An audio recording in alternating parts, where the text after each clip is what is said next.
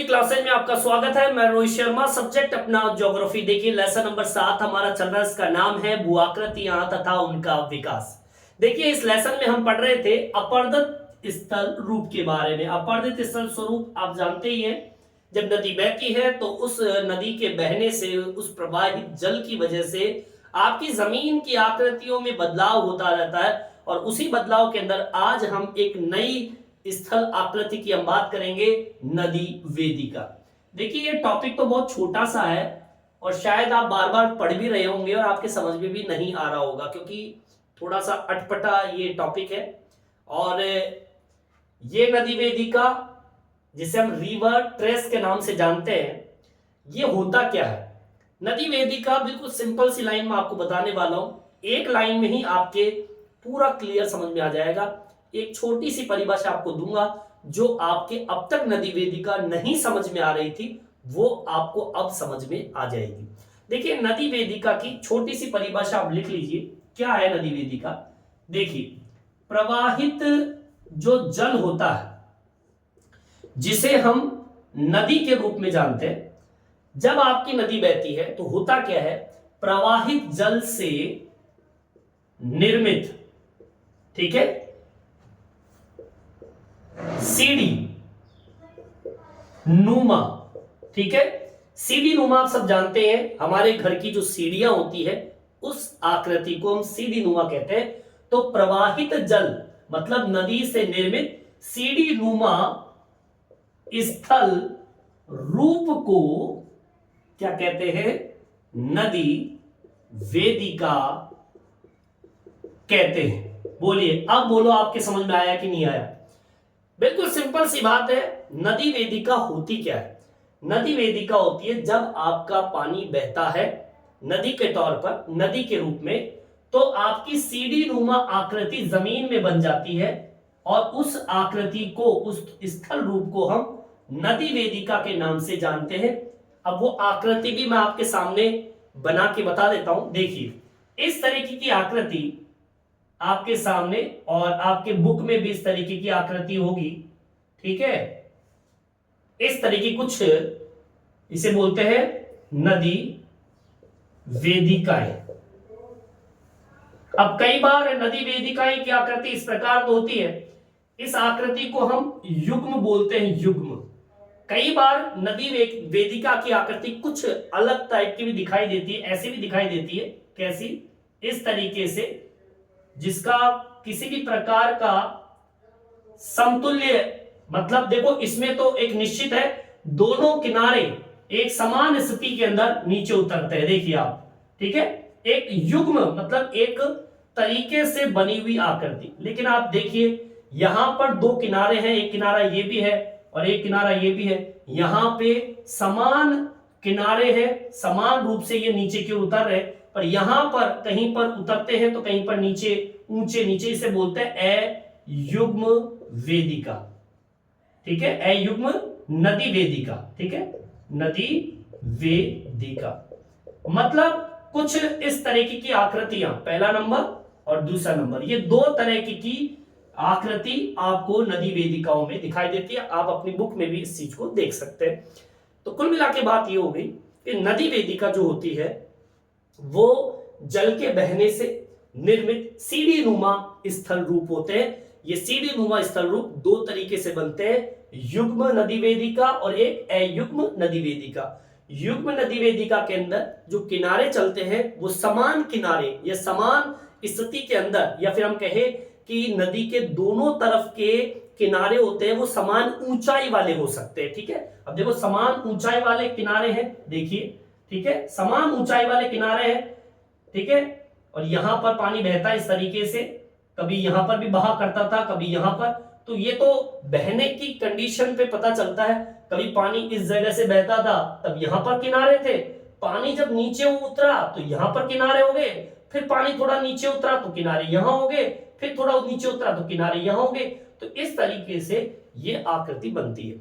और यहां पर देखिए कोई किनारा नहीं, कोई समान ऊंचाई, मतलब दोनों किनारे जो है वो असमान रूप से उपस्थित है, देख लीजिए आप लोग। और ऐसे अयुग्म है, कोई युग्म नहीं है, तो अयुग्म नदी वेदिका इस प्रकार की होती है। बोलिए आगे बात समझ। अब आगे चलिए, तो ये तो आपकी परिभाषा होगी, मोस्ट लगा लीजिए, ठीक है, ये इसकी परिभाषा है, ठीक है। अगर आपसे एग्जाम में पूछ लिया जाए कि नदी वेदिका किसे कहते हैं, तो प्रवाहित जल नदी से निर्मित सीढ़ी नुमा स्थल रूप को नदी वेदिका के नाम से जानते हैं। अब आगे सुनिए, ये बनते कहां पर है, ठीक है, और ये कैसे बनते हैं इसकी भी हम बात करेंगे।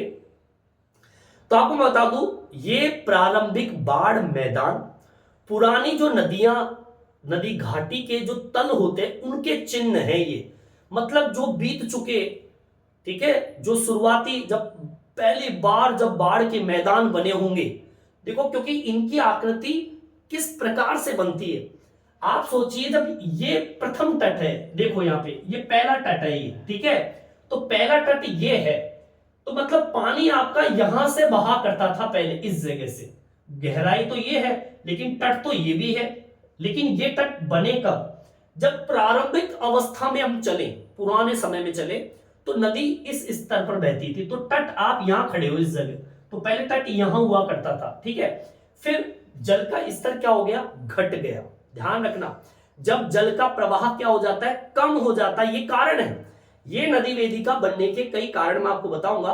पहला कारण तो यही हो गया कि जब जल का स्तर घट जाता है, तो अब पानी पहले यहां बह रहा था तो तल ये हो गया, किनारा ये हो गया, फिर तल ये था, अब क्या होता है, पानी घट गया और यहां पे आ गए, तो किनारा कहां हो गया, ये किनारे हो गए, फिर पानी नीचे की ओर आए तो किनारे ये हो गए, फिर पानी थोड़ा नीचे के आए तो किनारे ये हो गए, अब पानी यहां बह रहा है, तो ऐसे आपके तटों का क्या हो जाता है, निर्माण हो जाता है। मतलब ये कि ये एक तरीके से पुराने तल के चिन्ह हो गए। तो इसको हम कैसे एक्सप्लेन करेंगे, देखो इस लाइन को लिखेंगे, नदी वेदिका, नदी वेदिकाएं पुराने, सॉरी थोड़ा नीचे लिखते हैं इसको, नदी वेदिकाएं पुराने बाढ़ मैदानों व पुरानी नदी घाटियों के तलों के चिन्ह है, निशान है ये। मतलब ये कह रहे हैं कि शुरुआत के अंदर जब आपकी नदियां यहां बहती थी तो तल ये थे, फिर समय बीतता गया, पानी का स्तर घटता गया तो तल ये हो गए, फिर ये हो गए, फिर ये हो गए, तो ऐसे उतरते उतरते ऐसी आकृतियां बन गई। तो अब यहां पर कोई अयुग्म नदी वेदिका है, तो यहां पर तो किसी भी प्रकार के तल बन जाते हैं। उसके कारण मैं आपको बताऊंगा कि ये इस प्रकार की आकृति बनती क्यों है, ठीक है ना। तो अभी तो आप यही समझिए कि नदी वेदिका प्रवाही जल से निर्मित सीढ़ी नुमा आकृति है। दूसरा, नदी वेदिकाएं पुराने बाढ़ के मैदान, क्योंकि ये पुराने समय की बात हो गई, और पुराने नदी घाटियों के तल के चिन्ह है ये। समझ में आ गई बात। मतलब नदी वेदिका बाढ़ मैदान और पुरानी नदी घाटियों के भाग कह सकते हो आप, या चिन्ह कह सकते हो, ठीक है। आगे बढ़ते हैं। अब अगली लाइन क्या होगी, देखिए, ये जलोढ़ रहित मूलाधार चट्टानों के धरातल या फिर नदियों के तल है।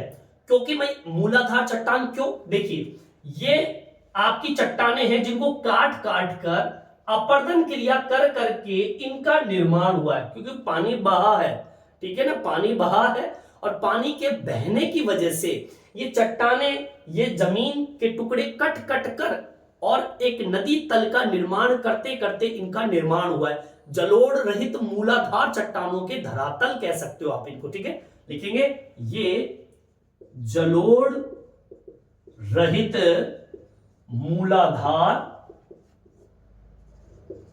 चट्टानों, ठीक है, आपकी जो चट्टान है उस चट्टान के धरातल, ये धरातल ही तो है जो कट कट के तैयार हुए, या फिर हम कहें नदी तल के रूप में, नदियों के तल है ये, ठीक है।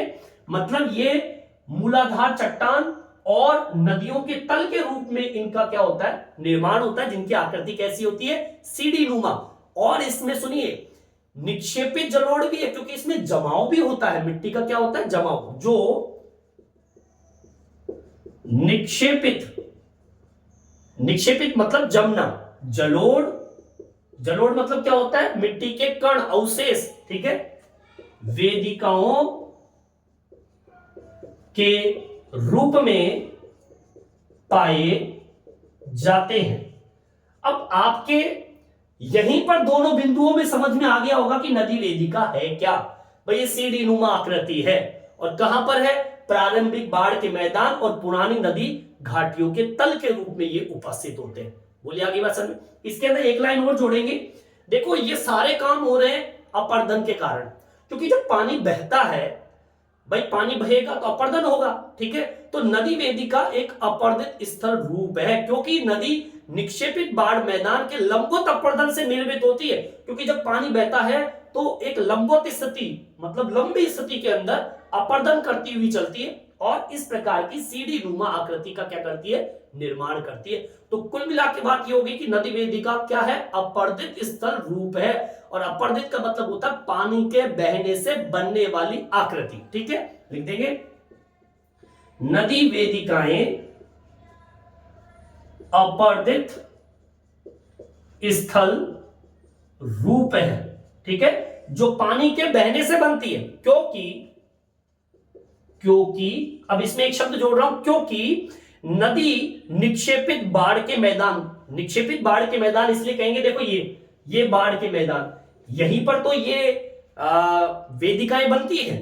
तो ये कह रहा है कि नदी वेदिकाएं अपर्दित स्थल रूप, मतलब अब नदी जो है वो बहकर जा रही है और जमीन की आकृति बना रही है। क्योंकि अब कहां बना रही है, निक्षेपित बाढ़ मैदान पर, ठीक है। जो यहां पे शुरुआत में मैंने बता दिया था, निक्षेपित बाढ़ के मैदान क्या होते हैं, जब पानी बह के आता है तो बहुत सारी मिट्टी लेके आता है और उस मिट्टी को धरातल के इर्द गिर्द अगल बगल में क्या कर देती है, उसको जमा कर देती है, तो बाढ़ के मैदान तैयार हो जाते हैं। तो लिखेंगे क्योंकि नदी निक्षेपित बाढ़ के मैदानों में, ठीक है, बाढ़ के मैदानों में नदी घुस गई, मैदानों के लंबवत मतलब लंबी स्थिति के अंदर अपर्दन से निर्मित होती है। समझ में आ गई बात। अब ये क्या कह रहा है, आपकी नदी वेदिका जो है पानी बह रहा है, अब पानी कहां बह रहा है, आपके निक्षेपित बाढ़ के मैदानों में। जो आपकी मिट्टी से बनने वाले बाढ़ के मैदान बने थे, उन बाढ़ के मैदानों से जब नदी बहती है तो अपर्दन करती है, मिट्टी के अवशेषों को तोड़ती हुई आगे निकलती है और एक स्थल रूप बनता है इस प्रकार की आकृति, ठीक है।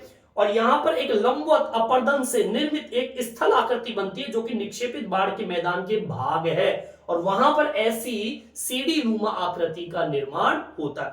अच्छा, यहां पर जो आकृतियां हैं वो विभिन्न ऊंचाई की हो सकती है। क्या कह रहा हूं मैं, विभिन्न ऊंचाई की, क्योंकि जब पानी आपके कहां से बह रहा है, निक्षेपित बाढ़ के मैदानों से। जब जैसे मान लीजिए बाढ़ का मैदान है और वहां से नदी बह रही है, ठीक है, तो वो जमीन को तोड़ती हुई निकलेगी। अब आकृति जब बना रही है वो, तो कहीं पर ऊंचा तो कहीं पर नीचा, ठीक है ना। तो मतलब विभिन्न ऊंचाई, देख लीजिए, ऊंचा नीचा, इस तरीके से ऊंची नीची आकृति का देख लीजिए, यहां पर भी देख लीजिए ऊंची नीची, ठीक है। ये तो अयुग्म है, कैसे भी उल्टी सुल्टी हो गई। यहां पर तो समान स्थिति में लेकिन ऊंची नीची है, यहां पर भी कैसी है, ऊंची नीची है। तो मतलब जब पानी बाढ़ के मैदानों से बहेगा लंबवत अपर्दन करते हुए, तो अपर्दित स्थल स्वरूप बनेगा। वो अपर्दित स्थल स्वरूप, वो जमीन की आकृति कैसी होगी, सीढ़ी नुमा। तो इनकी आकृति कैसी होगी, विभिन्न ऊंचाई वाली। अब आएगा युग्म और अयुग्म के बारे में मैं आपको बताऊंगा। चलिए, यहां तक समझ में आ गया होगा, यहां तक आप उतार लीजिए। देखिए आगे की ओर बढ़ते हैं। अब मैंने क्या बताया आपको, निक्षेपित बाढ़ के मैदानों से पानी निकल रहा है और ऊंची नीची जमीन की आकृति बन रही है। वो आकृति कैसी है, सीढ़ी नुमा। लिखेंगे प्रवाहित जल, मतलब नदियों से ऊंचाई व नीचाई, या फिर हम कहेंगे असमान ऊंचाई, ठीक है। असमान ऊंचाई का मतलब समझ में, ऊंची नीची स्थिति, या फिर हम ये लिख सकते हैं विभिन्न ऊंचाई, मतलब अलग अलग ऊंचाई। देख लीजिए, अलग अलग ऊंचाई है, नीची ऊंची स्थिति है, कहीं पर ये ऊंची है तो कहीं पर ये नीची है, कहीं पर ये समान है तो कहीं पर ये ऊंची। मतलब ये कहने का मतलब ये हो गया जी कि जब प्रवाहित जल होगा, नदी असमान ऊंचाई या विभिन्न ऊंचाई वाली कई स्थल आकृति का निर्माण करेगी, या फिर कई वेदिकाएं हो सकती है, कई वेदिकाओं का निर्माण करेगी। तो प्रवाहित जल नदियों से असमान ऊंचाई या फिर विभिन्न ऊंचाई की स्थल रूप या फिर कहें वेदिकाओं का निर्माण करती है।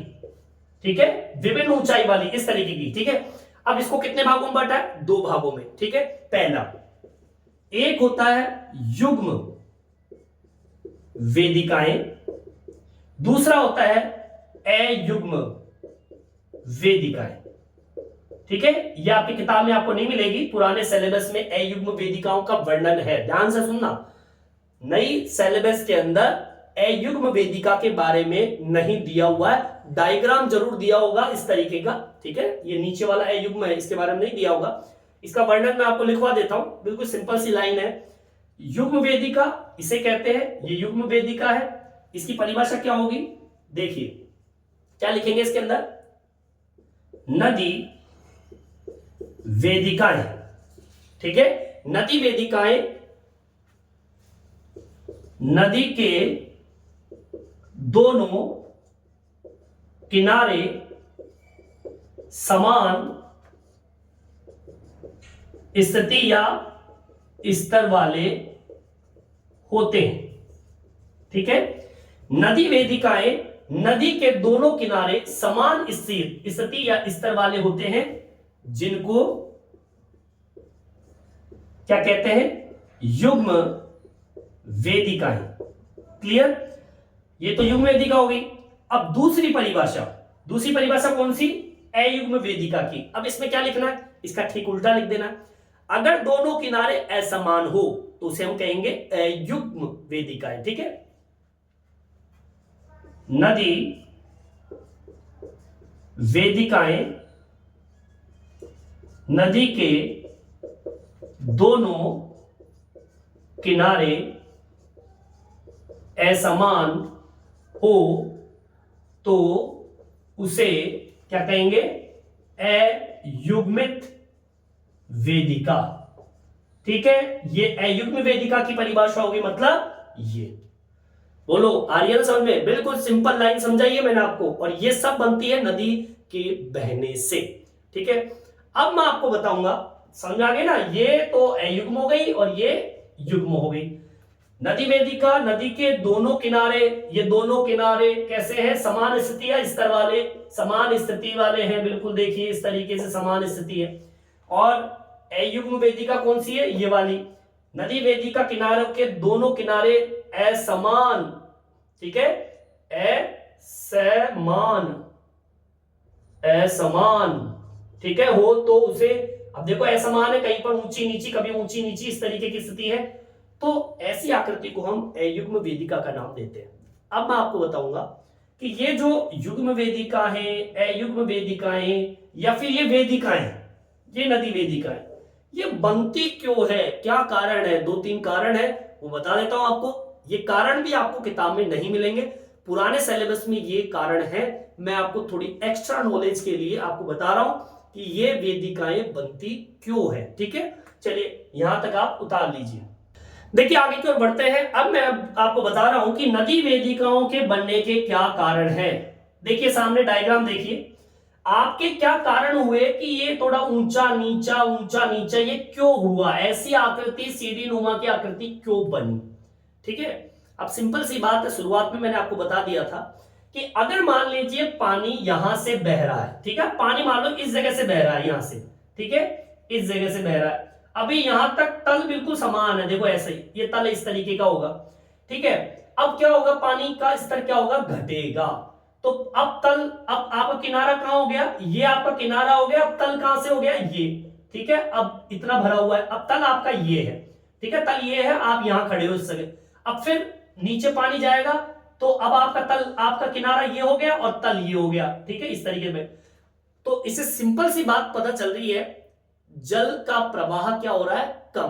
पहला कारण तो आपका ये हो गया। ठीक है, ये पहला कारण है, जल प्रवाह का कम होते जाना। ठीक है, ये आपका पहला कारण है, क्योंकि जब पानी यहां बह रहा था तो किनारा ये था आपका और तल आपका ये, ठीक है ना। फिर जल स्तर घटा तो किनारा ये हुआ और तल आपका ये, फिर पानी नीचे घटा तो किनारा ये तल ये, फिर और नीचे गया तो ये आपका तल हुआ और ये आपका किनारा। तो कुल मिला के बात ये हो गई कि भाई पानी का प्रवाह क्या हो रहा है, कम होता चला जा रहा है।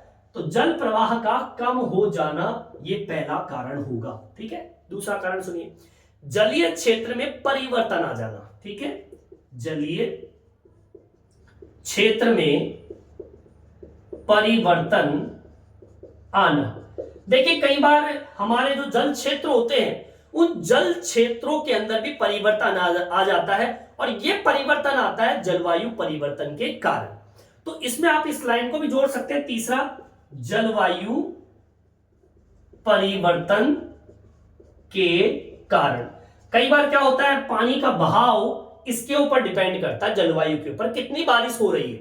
मान लीजिए सूखा स्थान है, पानी बह ही नहीं रहा, या पानी बह रहा है तेजी गति से, तो जल के स्तर में अगर परिवर्तन होता है, कभी उस मार्ग से बह रहा है, कभी किसी मार्ग से बह रहा है, तो ऐसी स्थिति के अंदर जल क्षेत्र में परिवर्तन आना और जलवायु में परिवर्तन होना, ये दोनों कारण भी आपके नदी वेदिका के बनने में सहयोग करते हैं। ठीक है, आगे बात समझ में। अब सुनिए आगे, एक कारण और है विवर्तनिकी कारण, जिसके अंदर होता क्या है, भू उत्थान, मतलब भूमि का उत्थान होता है, भूमि एक तरीके से हलचल पैदा होती है। अब इस प्रकार की आकृति तो जमीन की हलचल पैदा होने से होगी, टेढ़ी मेढ़ी ऊपर नीचे। देखो अयुग्म वेदिका का बनने का कारण यही है। आपकी जब विवर्तनिक प्रक्रिया क्या होती है, आपके जमीन के नीचे से किसी भी प्रकार की हलचल होना, विवर्तनिक कारण है ये, जमीन का हिलना, जैसे भूकंप।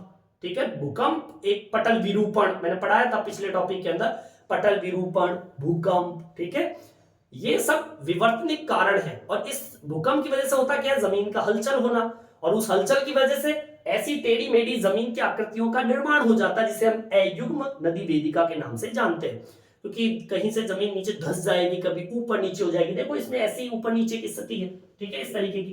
तो कहने का मतलब ये हो गया कि विवर्तनिक कारण भू उत्थान जो है, मतलब जमीन के कंपन से, हिलने से टेढ़ी मेढ़ी एक आकृति का निर्माण हो जाता है, और ये चारों कारण जो है नदी वेदिका बनने में सहयोग करते हैं। ये आपके किताब में आपको नहीं मिलेगा, लेकिन मैंने आपको इसके कारण सहित आपको बता दिया। अयुग्म वेदिका के बारे में भी नहीं मिलेगा, आपको डायग्राम मिल जाएगा। ठीक है ना, अगर आप देखेंगे युग्म नदी वेदिका का चित्र दिखेगा आपको, फिर उसके नीचे के ऐसा टेढ़ा मेढ़ा और दिखेगा। ठीक है, तो उसे अयुग्म नदी वेदिका कहते हैं, ये ध्यान रखना। तो और अयुग्म नदी वेदिका क्या होती है, अगर दोनों किनारों, नदी के दोनों किनारे असमान रूप से बने हो तो उसे अयुग्म कहते हैं, और नदी के दोनों किनारे समान रूप से बने हो तो उसे युग्म वेदिका के नाम से जानते हैं। तो इस तरीके से हमारे ये टॉपिक कंप्लीट होता है। ठीक है, इस वीडियो में इतना ही। नेक्स्ट वीडियो में हम लेके आएंगे, अब देखो अपना ये टॉपिक कंप्लीट होता है, अपर्दित स्थल रूप हमारा समाप्त हो चुका है। ठीक है, नेक्स्ट वीडियो में हम पढ़ेंगे निक्षेपित स्थल रूप के बारे में। अब तक हमने पढ़ा नदियों के बहने से, नदी बह रही है और नदी के बहने से आपकी आकृतियां बन रही है। मैंने बताया था घाटियों के बारे में, अवनमित कुंड के बारे में, जल गतिकाओं के बारे में, नदी वेदिकाओं के बारे में, विसर्प, नदी विसर्प, अंतःकृतिक नदी विसर्प के बारे में मैंने पढ़ाया। 4 चीजों के बारे में पढ़ाया था, घाटी, अवनमित कुंड, जल गतिकाएं, विसर्प और नदी वेदिकाएं। ये 4 बिंदु आपके नदी वेदिका ये सहित अपर्दित स्थल स्वरूप के अंतर्गत आते हैं। मतलब नदी बह रही है, उस बहने से, कटाव करने से आपकी ये 4 आकृतियां बनती है। नेक्स्ट वीडियो में हम पढ़ेंगे निक्षेपित स्थल स्वरूप। निक्षेपित का मतलब क्या होता है, जमाव, मतलब पानी बह रहा है और पानी का बहाव जब धीमा पड़ जाता है तो मिट्टी जमने लगती है, और मिट्टी के जमने से नई नई आकृतियां बनती है, जैसे कि जलोढ़ है, जलोढ़ पंख जिसे हम बोलते हैं, डेल्टा है, ऐसी आकृतियां नेक्स्ट वीडियो में पढ़ेंगे। ठीक है, इस वीडियो में इतना ही, धन्यवाद।